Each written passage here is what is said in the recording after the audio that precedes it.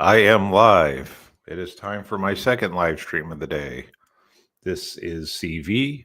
Welcome to my channel / video library called Christianity in Fullness.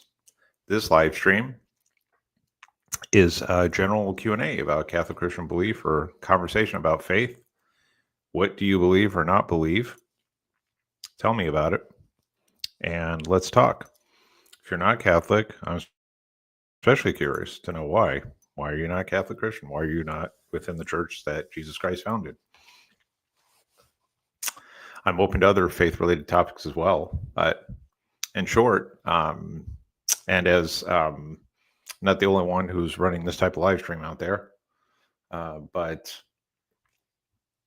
I've been looking to grow this into a real-time conversation type format.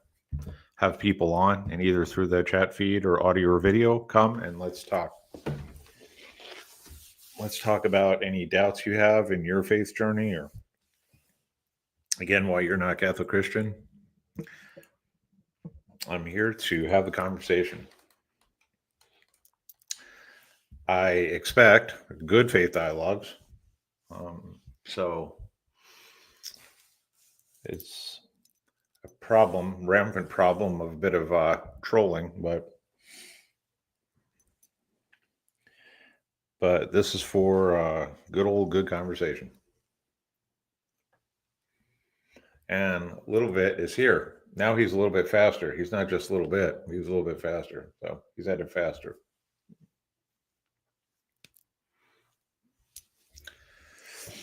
So, in which way are you faster? A little bit faster. The 50-yard dash, the jumping rope,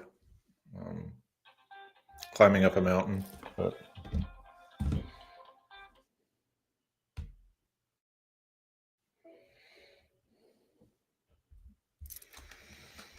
But it is good to be here. It is Thursday evening. It is now 4:30 p.m. Pacific time, 5:30 Mountain time, 7:30 Eastern time. Whichever time zone you are in. Oh, okay. Let's see. I had the worst interaction with an anti-Catholic bigot prod online earlier. Had to put the phone down and just take a nap. Oh boy. So what was this person's main anti-Catholic bigot objection against Catholic belief, or what were one or two highlights? What drove you to the point of having to take a nap? That's pretty serious.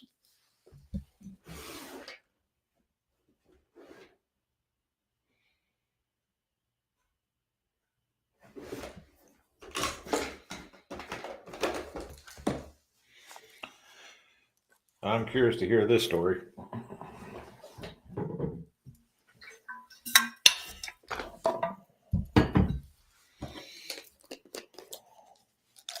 Thanks for other people who have joined here, this live stream. This is the Christianity in Fullness channel. I'm CV, Catholic Christian writer, Catholic Christian theology writer, speaker, and teacher. And this is a live stream Q&A about your beliefs or lack of beliefs. Let's talk about them. And if you're not Catholic, let's definitely talk about that. Or if you're a Catholic who had the worst interaction with an anti-Catholic bigot, let's hear about what happened.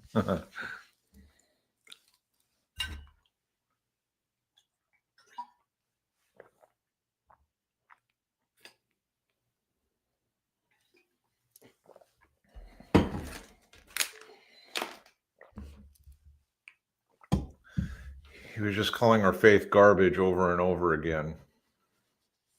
He also denigrated the fathers and saints as idolatrous pagans. Okay, so let's see. If I had to spin the wheel of possibilities, I'm going to guess he was evangelical and maybe Baptist leaning or Calvinist. How am I doing? Oh, and he just kept muting people and then kicking them out. Was this on TikTok or YouTube or what? Yeah.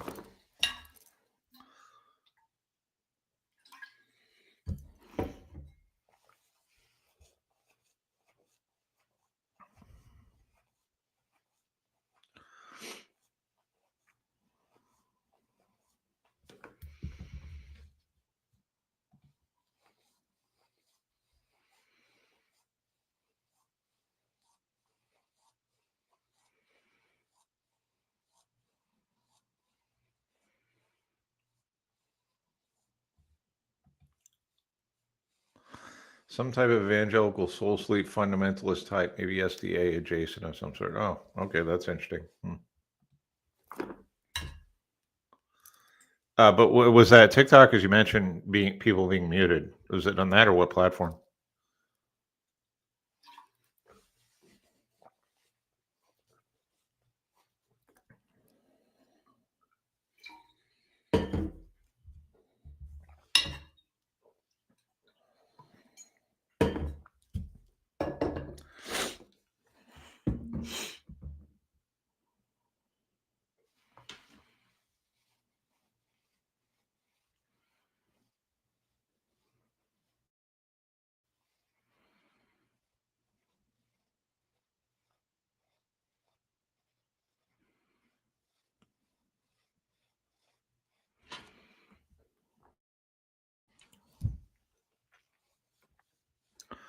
TikTok just kept inviting Catholics and Orthodox up to just talk over me. I'm like, yeah, yeah. This is actually my next step, as part of this journey, and I've been reaching out on YouTube to see if I can get people to engage in conversation here with me.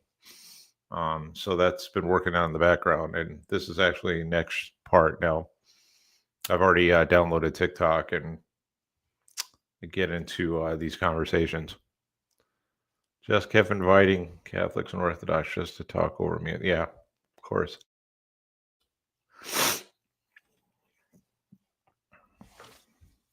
And that's one of the challenges with this type of. I'm big advocate of having these real time conversations. So, like, you have on one hand. On the other hand, that's just a problem with it's yeah, it's not immune from the trolling or the being a child, just throwing temper tantrums. It's definitely not immune from temper tantrums and just folding up and not knowing how to have proper dialogues and conversations. It's just that's the thing. There's a meme for everything, as I often say, and there's another one about that too. It says, one of the biggest problems today about having debates is the in a debates between adults is that most or many adults have just never learned how to have proper debates or proper conversations or dialogues.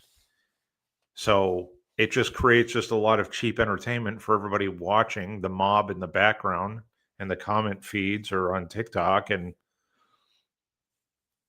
just watching people be angry 14-year-olds with one another. I know you are, but what am I? And just one, shame, but what a waste of time.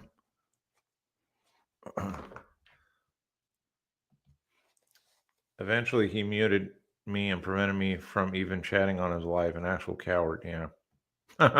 Boy, it sure sounds that way. What's the name of his do you remember his channel, or what's it called?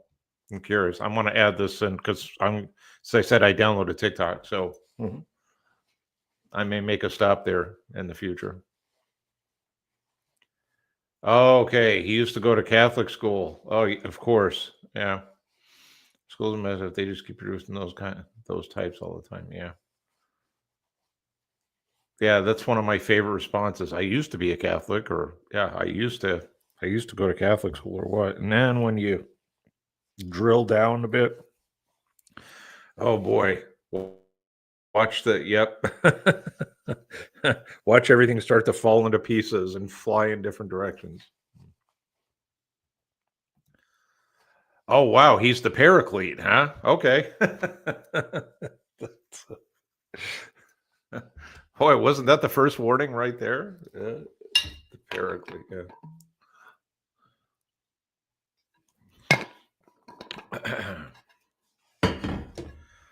Oh, yeah. Good times.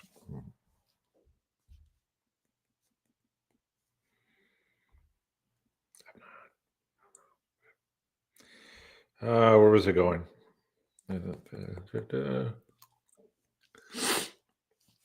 See, I posted my announcements. That's good. Okay.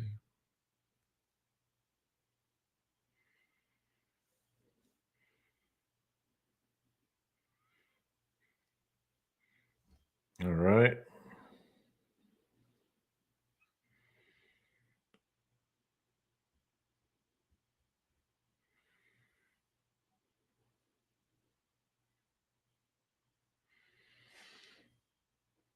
Okay, good.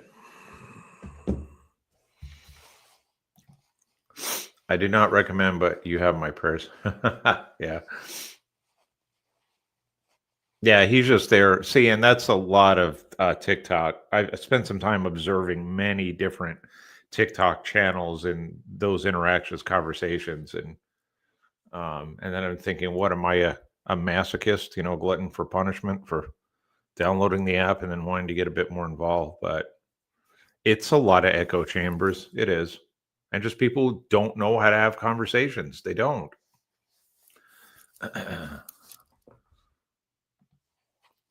Type of thing I hear about the pearls and the swine, just not worth the effort, right? Yeah, you have a point there. Thanks for the folks who are watching the background. Thank you for being here. I'm CV, and this is Christianity in Fullness. And if you'd like to participate in the conversation, if you've joined from YouTube, just as long as you're logged in, be able to come in the conversation. Or if you're on Twitch or X, same thing. If you'd like to be added to the stage here, we can have an audio or video chat, or you're welcome to do what my friends do here, talk in the chat feed, and you type, I talk. And if our friend or our crew, looks like we're missing somebody here so far tonight. Mr. Atheist Don't Think, aka Juan from Venezuela. See if he has a chance to join or.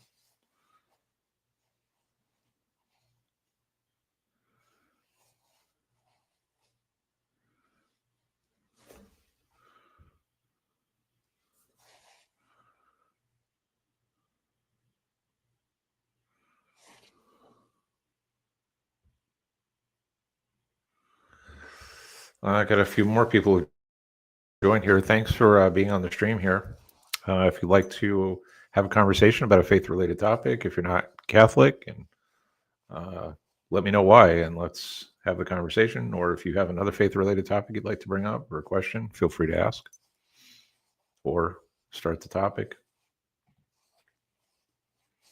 Meantime, we've been talking a bit about just a whole lot of bad faith channels and pseudo conversations, fake conversations, childlike conversations about faith, talking past each other, living in an echo chamber, plugging your ears and going la la la la la, not wanting to listen to anybody else. This mania about muting people on TikTok is just so ridiculous. It just is. And this, do you notice in your experience? I'm curious a little bit of. I just see this in more and more people having to play King of the Hill or tough talk with one another. Like, I own this channel. I'm the boss here. I'll shut you down when I want. You're in my home. You don't mess with me. You don't mess around on my channel. You don't try to square off with me. You know, I take care of business. I shut people down whenever I want. Blah blah blah blah.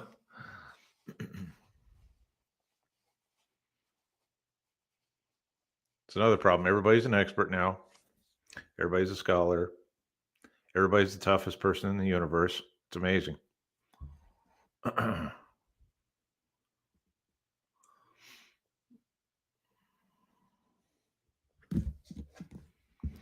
But for those who are sitting here and watching on the stream, I appreciate you. I've been, since I started the stream, I've just been growing it kind of slowly, but somewhat surely.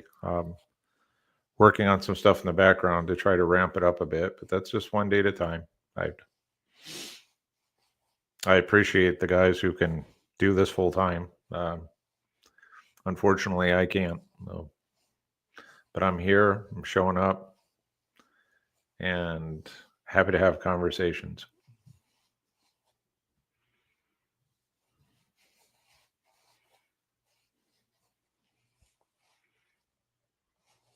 Or we can have a staring contest, just me, right? Look from my camera.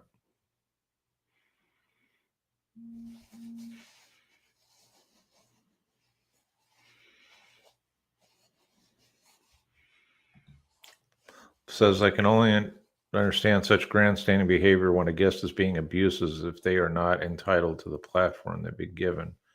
Yeah, a lot of dictator tough guy acts are tiring. Yeah. It's almost like dictator fatigue. There's another fatigue now. It's, yeah. Dictator tough guy fatigue. I'm getting really sick of it.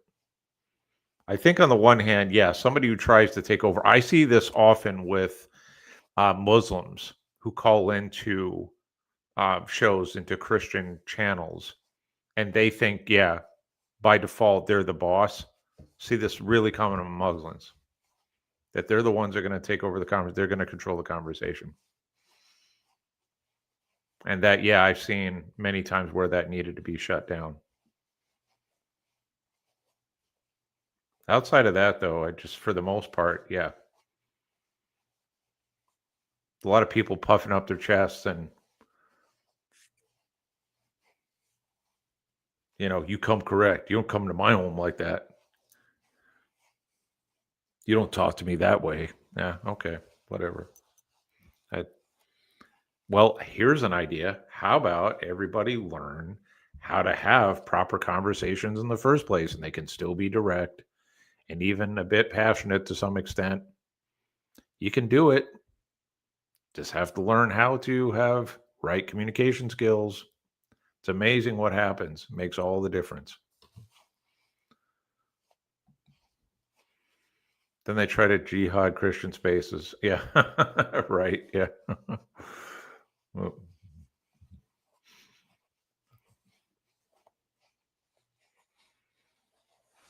yeah, it's funny. It's just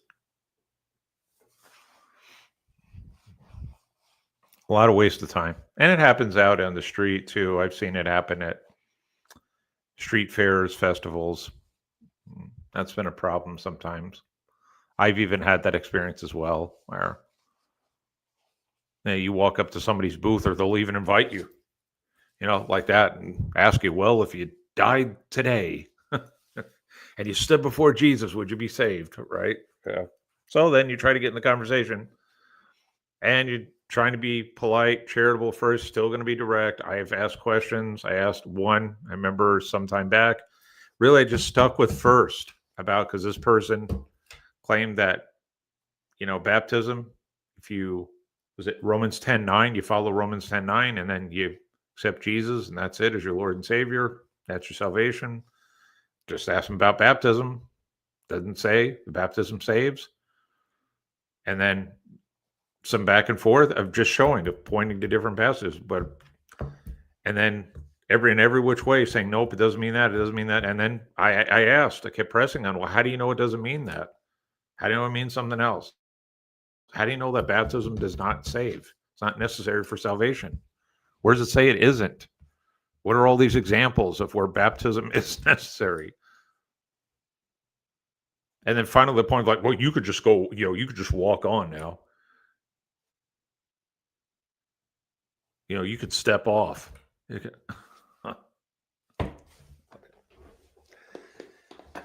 And that leads to the next problem, where Nobody is wrong. There it is. And this is one of the problems with debates.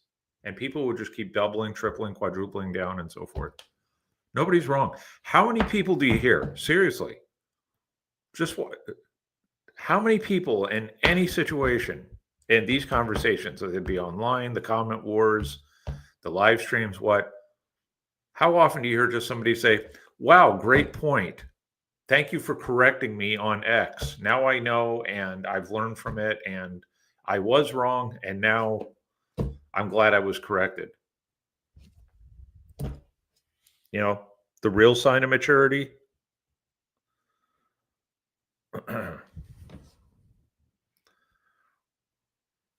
Doesn't happen. Everybody's right.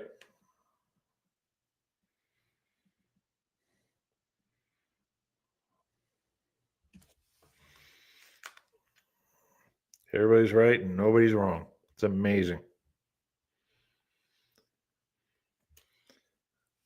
So I'm here to have a good faith conversation. You're willing to do that? Anybody want to come and look together at truth and do that in an honest way, right? Of having an honest conversation about looking at the truth of faith. That means God's revelation, how we're supposed to live according to it. Or if you are atheist, agnostic, or spiritual but not religious, right? Non-Christian, why? Like, let's talk about it. And rather than look at, sure, in conversations there can be strategies, tactics, even debates, debate tactics, what? But if you set clear expectations in the conversation that you're willing to at any time make sure you have definitions in order, make sure that in having the conversation you're simply wanting to get to the truth and be honest about the answer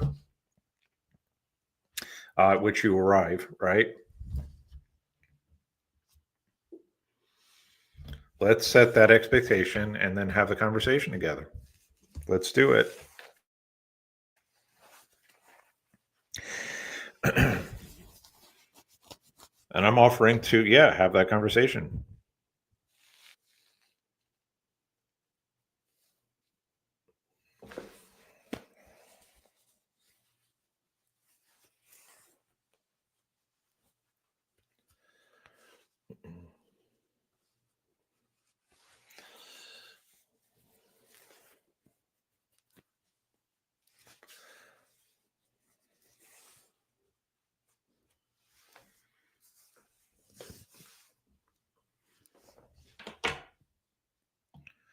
Beginning to get a little worried about Juan.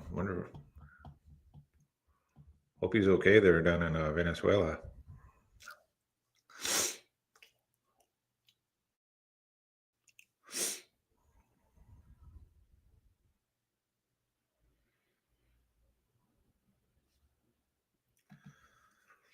I stumbled upon a TikTok live where a host was a nominalist, neo-theist, anti-Thomist evangelist. He's anti-Thomist. He's neo and theist. Okay, that's interesting. Was a oneness guy. Oh, okay, oneness Pentecostal or oneness, right? That Father, Son, Holy Spirit are all the same, or just one person, right? Yeah. A 20-minute argument between two heretics. Yeah. Right. Yeah.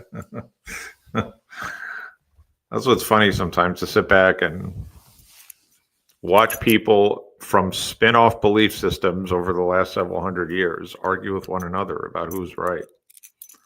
That's why many of these conversations always boil down to authority. On what authority do you have that you know what you think you know is correct?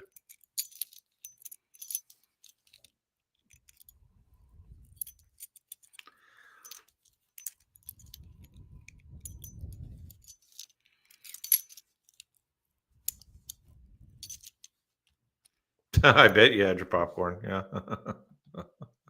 That was fun, right? Yeah, just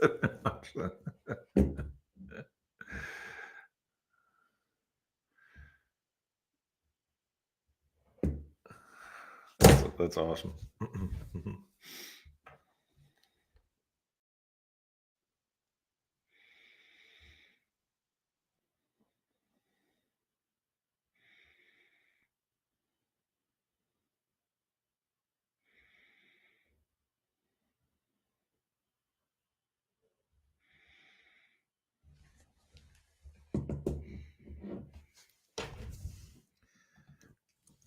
Crazy seeing two people that could not be wrong argue about who is right. Yeah.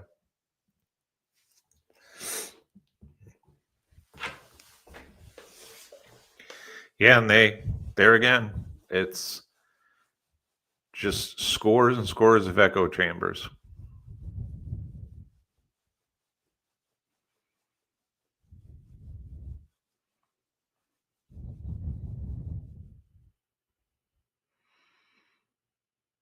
And sort of ironically, considering that many people, critics of the Catholic Church, see it as being this closed off, just trying to dominate force in the world and um, it live within their own echo chamber of beliefs, and that's that. And then all these straw man type attacks against the faith, which is constantly just a barrage of straw man attacks every day. And ironically, Catholic Christians, and I would say this even if I'm back in my atheist years, tend in general be the most charitable about the conversation, about wanting to look at, okay, what do you think is true? Let's talk about what you think is true.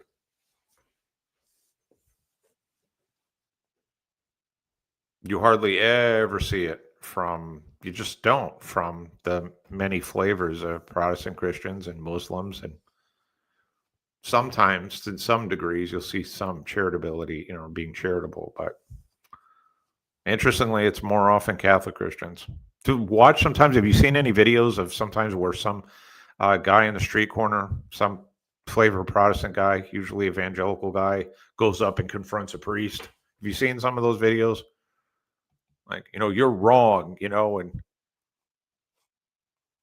your beliefs and the worshiping statues and Mary and saints, and you believe what you think about the Eucharist and the Pope, and you think the Pope is God, and you see how many of these priests handle the conversations, even the ones who will be direct, and like they're not going to cower, but it's night and day.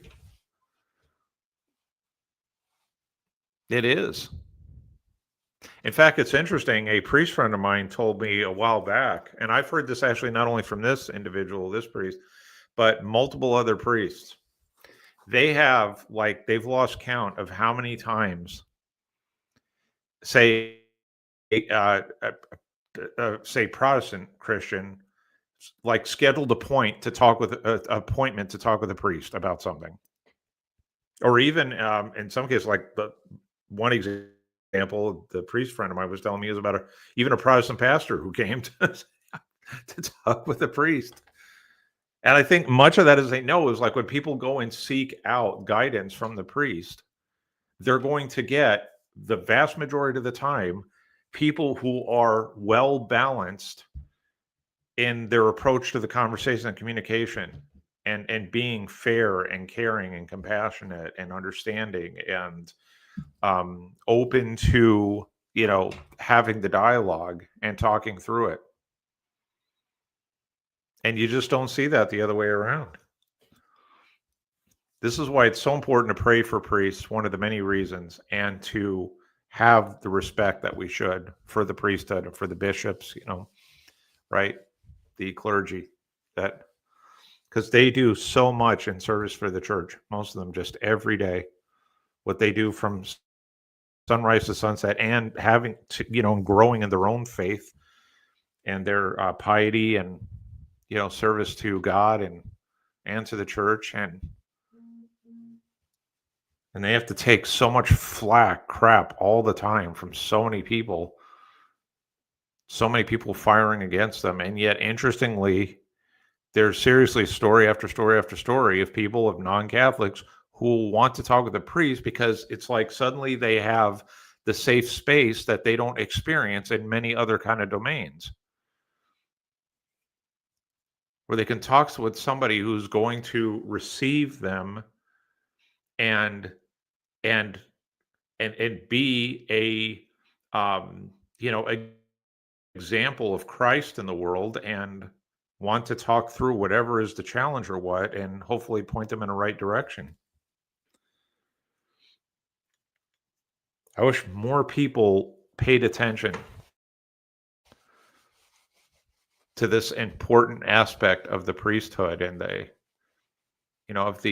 bishops and the priests and what they do, particularly the priests and the head pastors at parishes.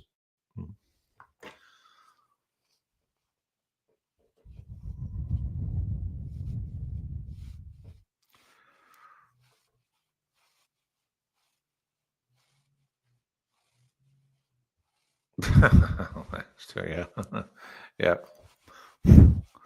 yeah. Well, and it's just a misunderstanding, which to your point about theology and ecclesiology overall. That's why sometimes I wish, and in a right format, more theologians,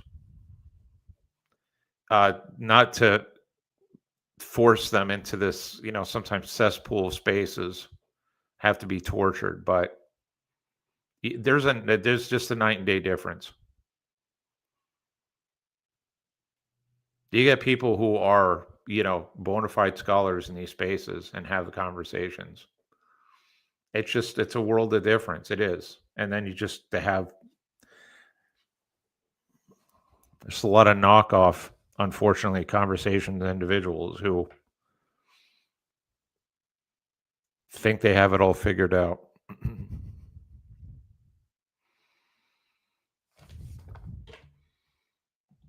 Son of Sulu. Yeah. We pray for priests and more vocations. Absolutely. Yeah. That we need to do.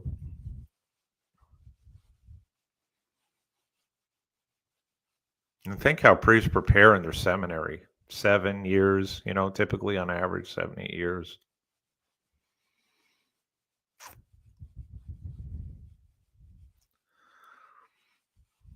And the maturity that comes with, people, even priests, that even after the ordination of what they're human beings, right? Body and soul.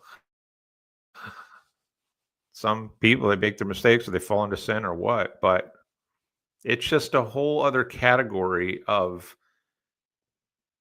preparing your life to serve God and then carrying out that service. It's just a whole other category. It's not, there's really nothing like it in any other space. Even the people who maybe go to serve to be Protestant pastors generally, and maybe, go to a school, divinity, school or Bible college or what. And I think that's the same thing with some of these conversations of people who this these now getting into the weeds, constant weeds, overly analytical conversations.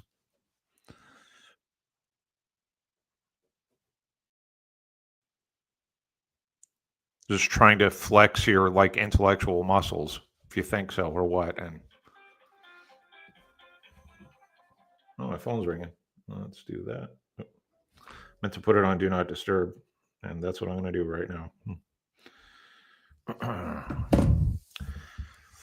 As I say often in these live streams, even if I repeat myself, I do want to thank the people watching in the background. Thank you.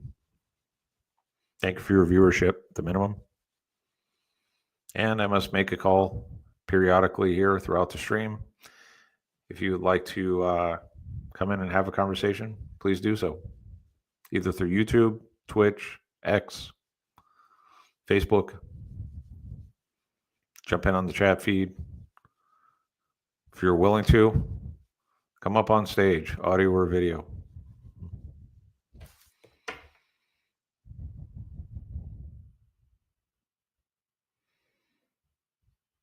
Yeah, that's a good question about the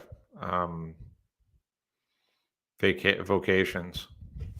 Yeah, for well, I think they just need to spend more time announcing these vocations, getting it out there. Just not only the priesthood, but yeah, the religious life in general. Just the orders of many different orders of for to become a monk or right become a nun, and it's a wonderful way of serving and growing in your faith. Funny enough, for much of church history, it was often the default for many people wanted to grow in their spiritual life, and as part of the whole monastic movement or just in its influence for many centuries, still to some extent today. But that's just common. There's just story after story. We see it in the lives of many saints, but just story of many Catholics who, for whatever reason in life, yeah, they joined a religious order, and that's how they would continue to grow in their relationship with God and their service. And it was so common every day. I think what we've seen, and particularly in the last 60, 70 years, and with now the laity being much more involved again in many different areas of the church and all these different volunteer opportunities. Not that the volunteer opportunities are, not to diminish them. Some I think are better than others.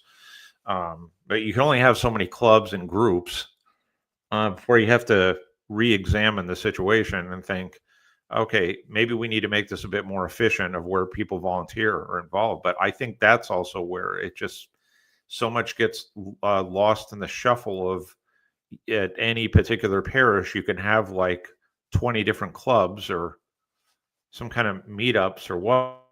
And this is good. It's part of the community coming together and in fellowship. So on one hand, that's good. On the other hand, um, it's not necessarily the first thought, or you don't see often in the religious orders in the narthex after mass or what, and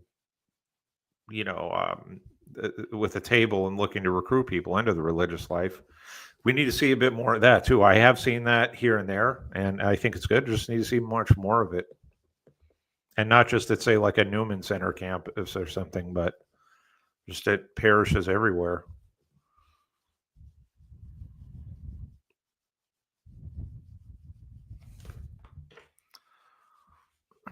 So I think it's a combination of the solution is more of the orders, whether they be Dominican or Franciscans or Augustinians or whatever Jesuits, they get out and talk about the religious life, and this includes for nuns too, and the various orders. Talk about it and let people know that this is also another option, in addition to, and it could be part of the track to becoming a priest, becoming ordained, and the as a priest.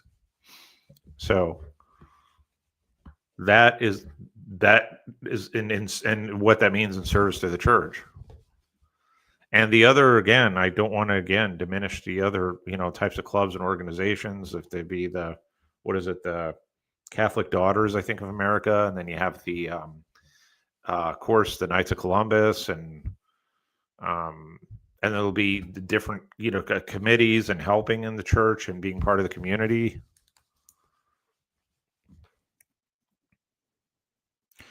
Now, it's possible with this rise, this increase, this great influx of many people coming home to the church, and especially among Gen Z and everybody from in their teens and 20s up into 40s now, and even some of Gen X we see.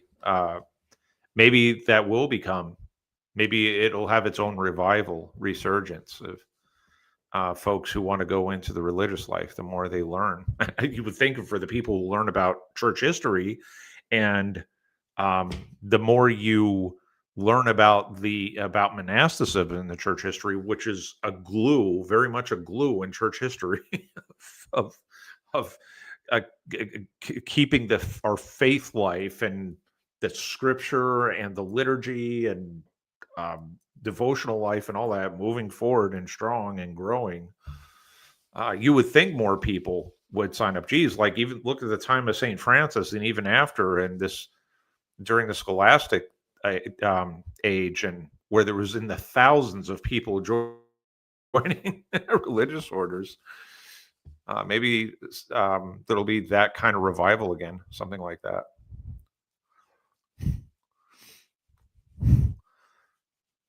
Maybe having them show up booths at Catholic convention to Eucharistic congresses will help. Yep, I agree.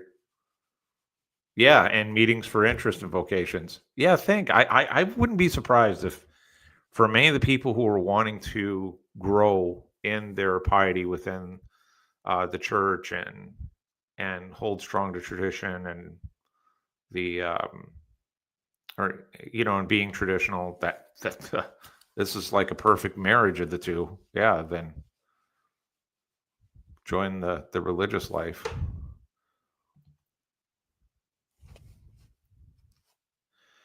Women religious vocations are exploding in Brazil. Really, I'd heard there is more of a resurgence again of people coming into the church, the Catholic Church, because it's primarily a Catholic country, interestingly enough. But then there's a long history um, and a mix of other beliefs, some Protestant based, and then some like African mixed with Catholic type beliefs, which are um, in another world dimension and beyond heretical, but and then there was also a spiritism which grew in popularity in like in the 90s into 2000s, a good part of the 2000s, and it's based on Allan Kardec, I believe it was, and the spiritist movement, which is um, also concerning, a bit loopy in its premise and beliefs. But yeah, that's great to see. If if you're seeing more of that revival, and then women going into religious vocations, that's wonderful. That's awesome to hear.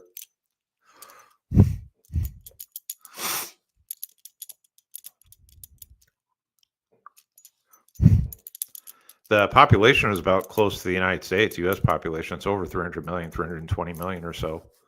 In fact, the country itself is a little wider than the United States. It's a large country. I don't know if you, or maybe you already knew that, but sometimes on maps it can look a bit deceptive. But yeah, Brazil is even a bit wider than the United States.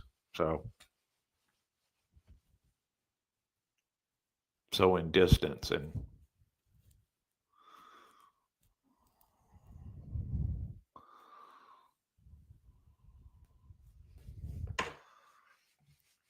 charismatic Catholics are doing extremely well in Brazil. Rather than bleeding members to Pentecostal prots or non-denominations, they're retaining and bringing in. Wow, that's super. That's awesome.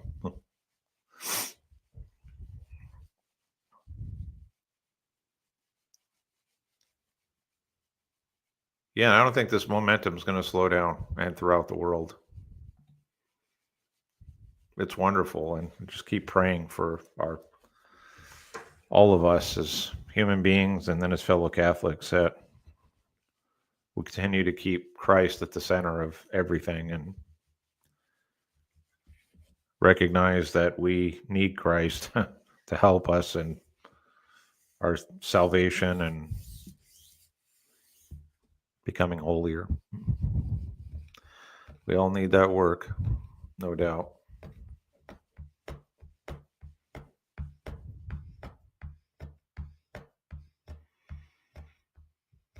Yeah, but that's fascinating.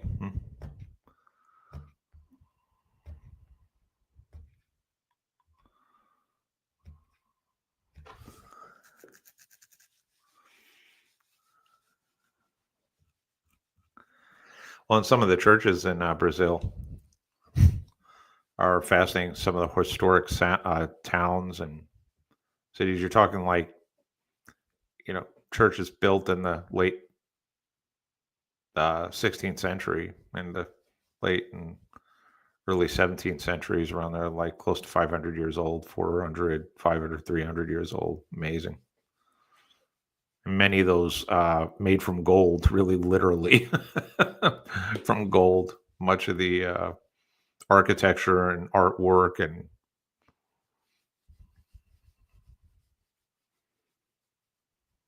just puts you in complete awe. And the ones I visited years ago, now it's like I didn't have nearly the appreciation that I would have now.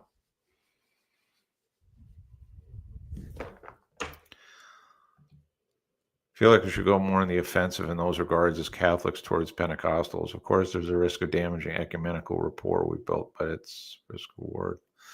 This is a excellent point. And about this going on the offensive, I think overall we do, and being bold and bringing people to the church and to the faith. And there's that line with, if you want to say going more on the offensive, as long as you're not trying to cram it down anybody's throat, or being coming across as arrogant or entitled, or I'm this condescending way of talking with people, or I'm better than you. Some of this that should already be a given and instilled in a mature human being, understanding this in the conversation. But yeah, it's also, we can't sit. I mean, it's one thing to be ecumenical, but that takes both sides to be ecumenical. It does. You have to have both people involved when it comes to ecumenism. And if some other individuals, like what you experienced earlier, that one guy, the Paraclete, that channel, then no. Then if there's just no room for ecumenism in that point, you could still be direct and try to be charitable along with being direct. But no, we're not supposed to be doormats either for our belief and sharing the gospel, and just roll, and let people mow over us. We're supposed to be bold in how we live out the gospel and how we share it.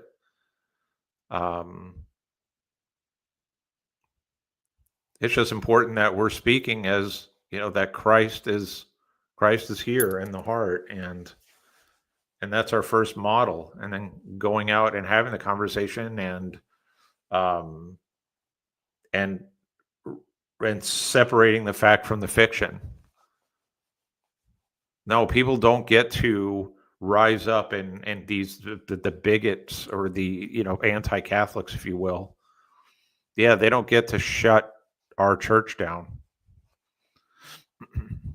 And that just needs to be made clear. Hey, we're more than willing to be fair and participate in right dialogue, but I'm not going to be a doormat. Yes, I'm fluent in Portuguese. Yep. I speak, read, and write it.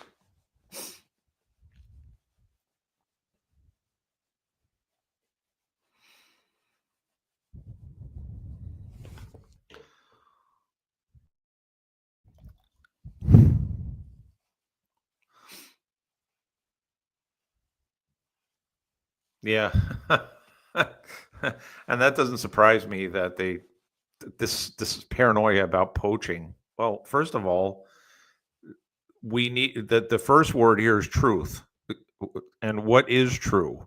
That's what we need to look at together.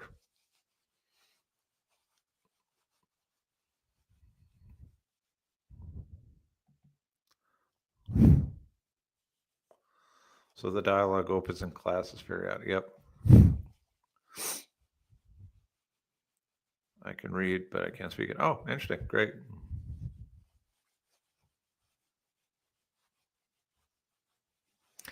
And well, the church also has to recognize, with the people within the church, I should say, should recognize where they've either been behind the times or not fully cooperative in certain periods. Like, for example, when the World Council of Churches was started, this is a few decades before Vatican II. The church was late to getting involved and participating. It wasn't until some few decades after where that became more of a global effort to include the Catholic Church as well. So I kind of wonder sometimes what would have happened if we were a bit more involved going back even long before Vatican II, and that just didn't happen. And there were other circumstances at play at the time, though, and all the with the World War I, World War II, and the ideological movements surrounding them, and just church between Vatican I and Vatican II, just having to deal with a colossal amount of challenges. But still, you can't say woulda, coulda, shoulda. It's already in the past now, but maybe there would have been we've already would have been much further ahead in our ecumenical dialogue, and a few decades can make a big difference. And so Portuguese is just special. It's no. Okay, you want to go there, do you? Yeah, no. I prefer speaking Portuguese over Spanish. So I think Spanish is all right, but I think it's an overrated language. I really do. I mean, but Portuguese is a beautiful language. It is. And well, when spoken beautifully, it's a beautiful language. It really is. And here's the funny thing about Portuguese. It just amazes me again and again, right? It's the big phenomenon. And you hear this more from, Brazilians. They'll explain this, that it's always interesting in speaking how many Portuguese speakers can understand Spanish, but Spanish can't understand Portuguese. And of course, that's an opening for a joke. Well, that's because, right, you could say that Portuguese is a special ed language, but it's like you can even say something, you would think it's clear. There's this difference, slight spelling in a couple of the words, a difference in a letter or two, and you say it, and unless you say it exactly like how you would say it in Spanish, the word, and the spelling in Spanish, it could be almost exactly the same phrase, and you get like a deer in the headlights with Spanish speakers. Although Spanish speakers will claim, though, one, they could read Portuguese or they can understand. They'll, be out somewhere and be like, "Oh yeah, I understood some." Yeah, and that's probably true to some extent sometimes. But this phenomenon, though, about just having difficulty from the comprehension standpoint is funny. So that's the case in Brazil. That's often the case where Brazilians can, and some know Spanish, or also fluent in Spanish as well, or at least know enough to keep a conversation going. But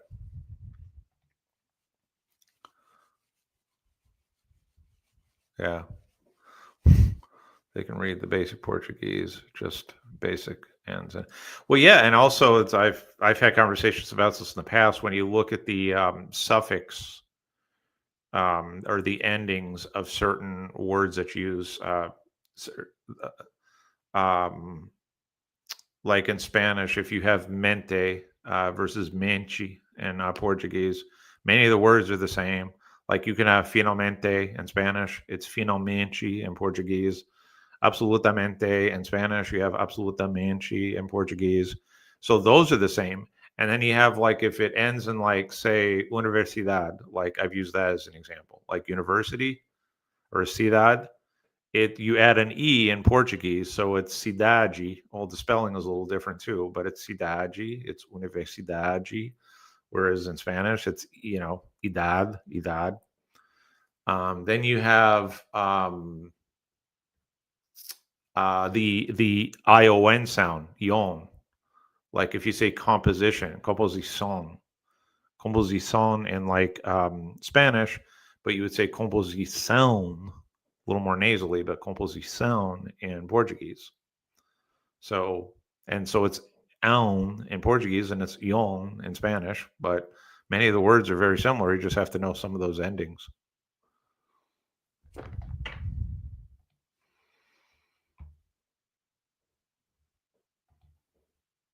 Yeah, tudo, toda, toda. Yeah. Yeah. And then you can have sometimes words, like if you take Spanish, Italian, and Portuguese, where, say, you have a word in Spanish and Italian that's the same, but then it's different in Portuguese, and then round and around, vice versa. Like one very example, like for thing.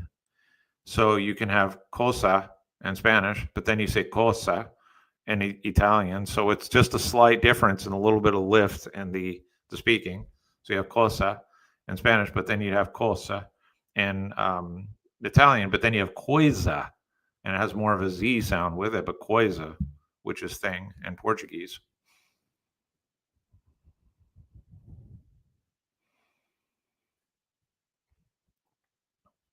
Yeah, and then muito, right, is closer to molto, right, in Italian. That's right. Yep. Because then you have mucho or muy, and actually muy, and that's right. It's muy in Spanish, muy bien, or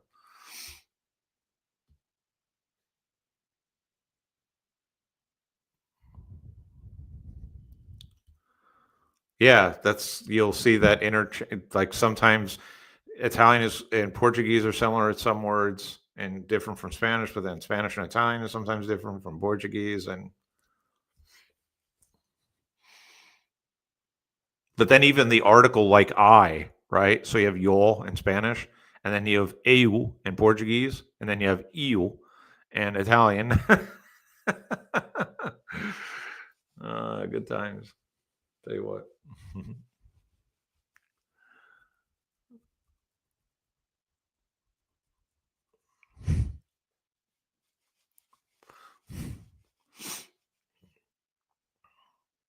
But when you learn some of those differences with some of the endings of words, and then learn what they are in Spanish and versus Italian, Portuguese, that also helps to some extent.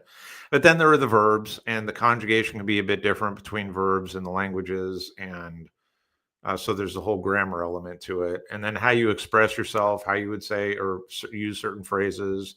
Also in Portuguese, Portuguese has a um, has a formal and kind of well, no, I'd say yeah, kind of more formal and then colloquial. And I'm not talking like you saying like in Spanish, like tú versus usted. I mean, you have that, and then some differences of how you would say like usted es versus tú eres. Um, when you're saying you are, you know, to somebody. But I'm talking like you could like in Portuguese. Here's an example, right? Um, what do I want to say? Like we will buy um uh what will we buy? Or let's buy apples, or let's buy bananas, right? So you have in Portuguese, you can use like it would be vamos comprar like bananas, or you have what we are what is more common and like in everyday speak, which is you add a gente, like or gente, gente, a gente. So you can say a gente vai comprar like that um, instead of saying vamos comprar. I mean, well, you can't even say that. Yeah, comprar. I'm trying to think of a better one. Like, uh, or you say like we went, okay, you know, somewhere, and you could say instead of saying like nos fomos or fomos like that, ao supermercado, like you went to the market, you could say a gente foi. A gente foi ao mercado.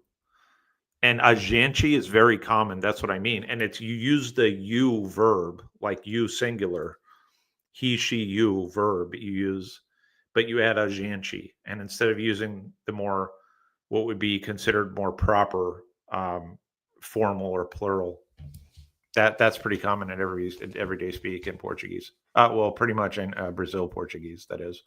And that's a bit different from Spanish because Spanish there is really like the same and that way. French I like, but it is difficult and different from all others. Yep. Louisiana French, Paris French. Oh, interesting. So you think Louisiana French is better than Paris French? Is it because it has that mix of Creole, right? I mean, well, there's Creole in the kind of the culture, then even like the food, but and the language also isn't that Louisiana French? Isn't it a bit of a hybrid kind of French?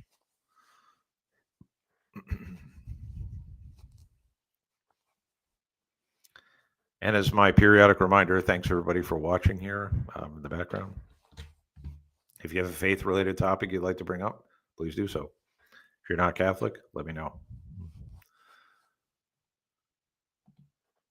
One thing that in Spanish is that su can be his, her, its, but also yours when tu exists. Yeah.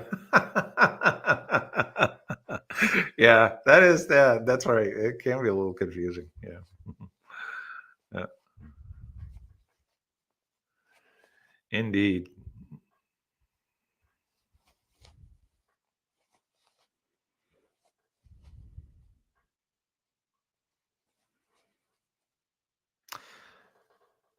Well, and then you have speaking of Italian, you have like there's Italian and many dialects in Italy, and then you have sort of a New York Italian, like the language, and where you cut a lot of vowels at the end of words. It drives me nuts. I think it sounds so ridiculous.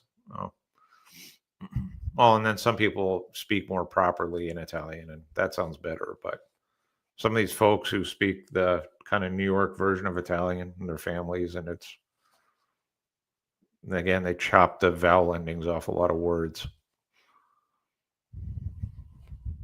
They'll say like the mozzarella. Oh, come on, it's like yeah, just say mozzarella. Like yeah, like.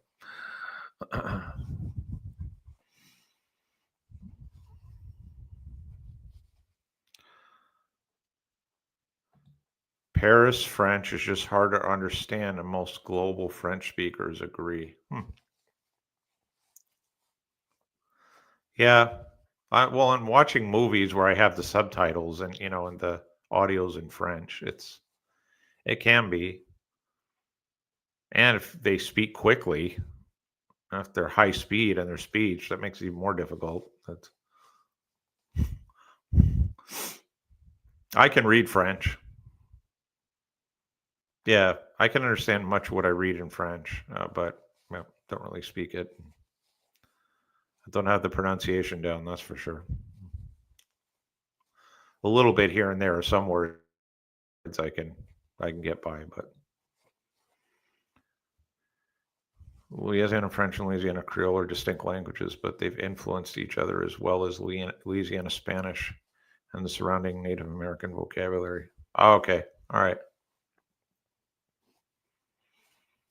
Yeah, so there is a bit of a mix, hybrid kind of language. Louisiana French or Cajun is usually a bit slower. I'm gonna have to look it up online. I'm gonna do that here tonight. I'm sure there's something on YouTube about that of Louisiana French and how it sounds, which I imagine it sounds similar to French, but I'm curious. Yeah, curious just to hear, um, the accent and intonation overall. And then, well, there's French in Canada, right? And like Quebec and French speakers there. Thanks for a few other people joining here. Appreciate it. If you have a faith related topic, feel free to jump in the chat, or if you're not Catholic and like to tell me why, let's have the conversation.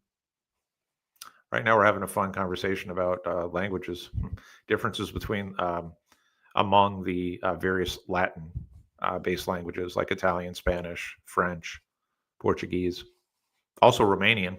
That's another interesting language that has quite a bit of Latin influence.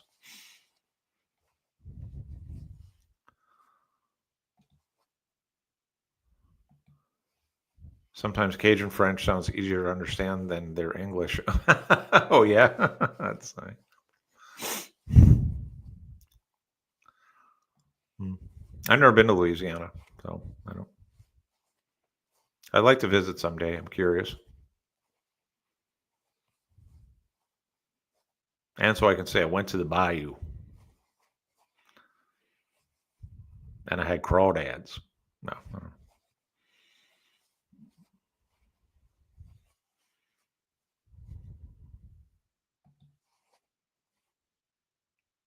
Yeah, yeah, right. A lot of Catholics in Louisiana, right? Yeah. I've heard that's increasing a bit in other states in the South.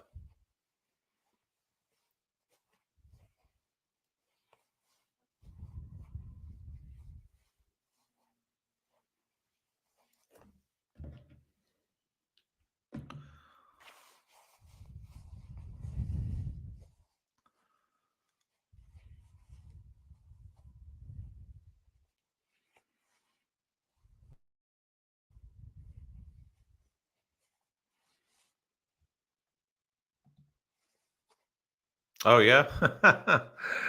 That's interesting. Yeah.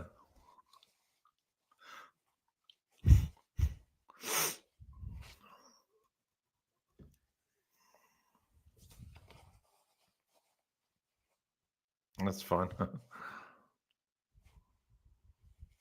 Yeah, I am. I'm gonna look it up here tonight.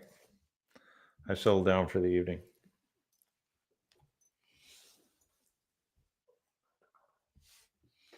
Hey, you. What's going on, Lucas?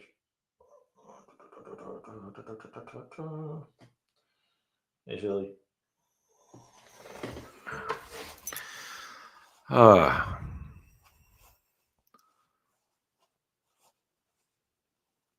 yeah, you have me curious about this now. The more you talk about it, all right. I imagine I'll find it fascinating as well, and given some of the history behind the mix, right? The infusion. Huh.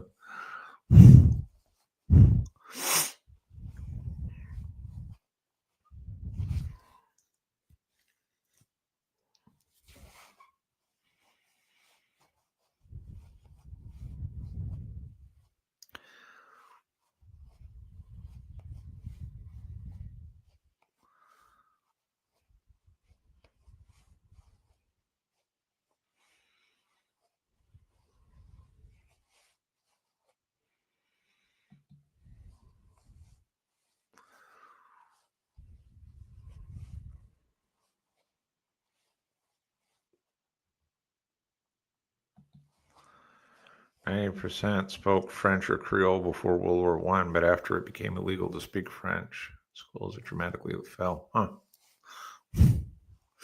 Oh yeah, well there was the Louisiana Purchase, right? And then, well, that was quite a ways back, but hey, Cat.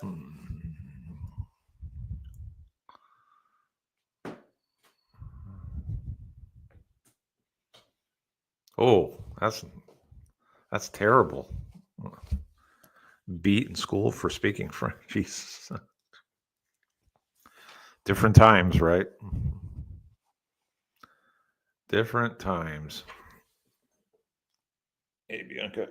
Gotcha. No.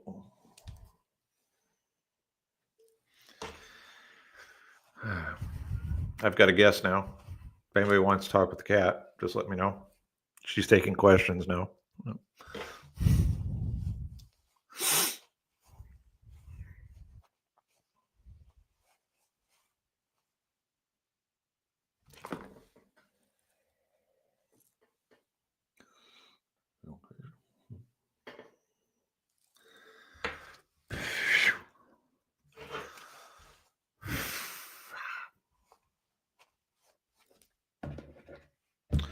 All right, I'm going to do a last call here, I think, and then I'm going to call it a stream. Give me a chance to rest up a bit too. I'm trying to get over some kind of viral infection.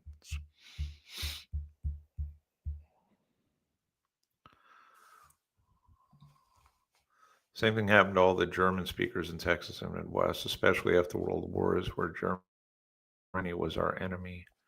German Americans basically culturally genocide. Yeah, I've heard a bit about this history. I'm a bit more familiar.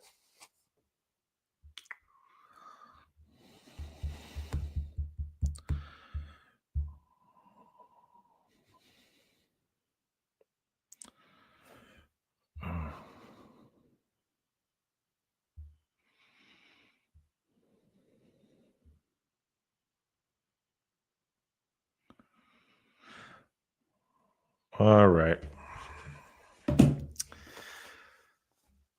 Yeah, indeed, that is really sad. Well, I appreciate people who watching in the background. Thank you for again. Thanks for joining this stream, watching. I appreciate it. Appreciate any support that I can get here. Thank you. Thanks as always. A little bit now, a little bit faster. um, for hanging out with me. I appreciate you. We're missing another part of the crew here, Juan. So if you're out there, Juan, I hope you're doing all right. Hope you're safe down there in Venezuela. You're in my prayers.